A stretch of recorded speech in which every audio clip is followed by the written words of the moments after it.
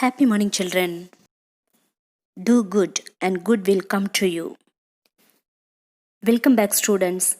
In last class, we learned what is history, how history has been classified, and what are the sources of prehistory and history.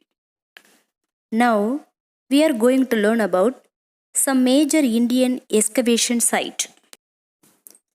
Paleolithic, Neolithic, Iron Age, Bronze Age. These are based on the metals or the type of tools they used in the prehistoric period. First one, Paleolithic.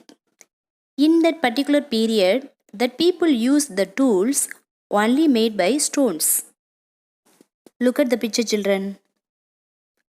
These tools they are made by stones. This period is known as Paleolithic period. Bhimbetka, Gunasahi, Adhirambakam.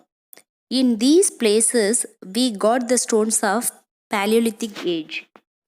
Next one, Neolithic. In that particular period, the people started doing their agriculture. Look at the picture, children.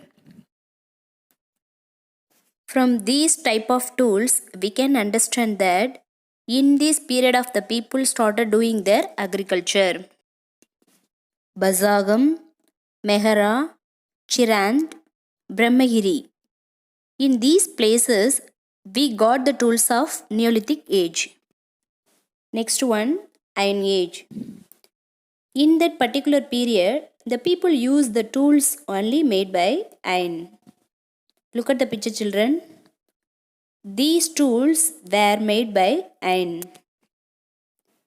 These tools we got from Halur. Next one, Bronze Age. The people started using the metals which is called bronze. This period is known as Bronze Age. Look at the picture, children. These tools we got from Adichanallur and Lothai. Next, we are going to learn about a mighty emperor Asoka. The most famous ruler of ancient India was Emperor Asoka. He was the first to give up war after victory. He was the first to build hospitals for animals. Asoka Chakra with 24 spokes in our national flag was taken from the Sarnath pillar of Ashoka.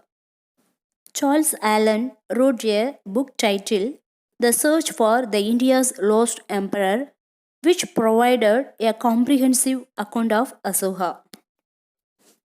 We came to know about mighty Emperor Asoka. From these inscriptions were observed on the rocks, Sanchi Stupa and Sarnath pillar help to understand the greatness of Ashoka to the world. Next, we are going to learn about proto-history.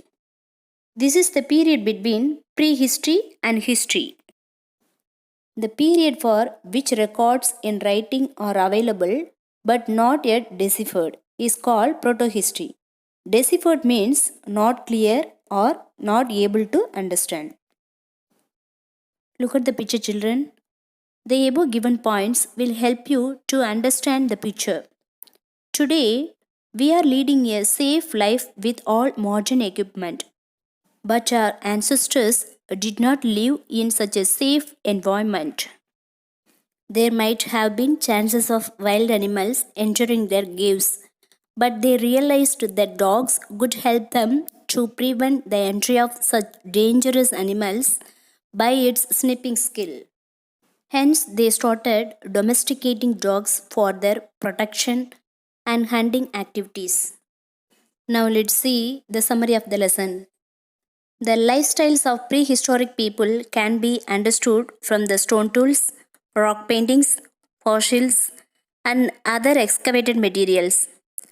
Protohistory is the period between prehistory and history. Early humans domesticated dogs for their protection and hunting activities.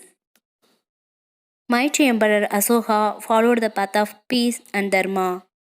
Asoka Chakra with 24 spokes in our national flag was taken from Sarnath pillar of Ashoka. Did you understand, children? I hope everyone enjoyed and understood.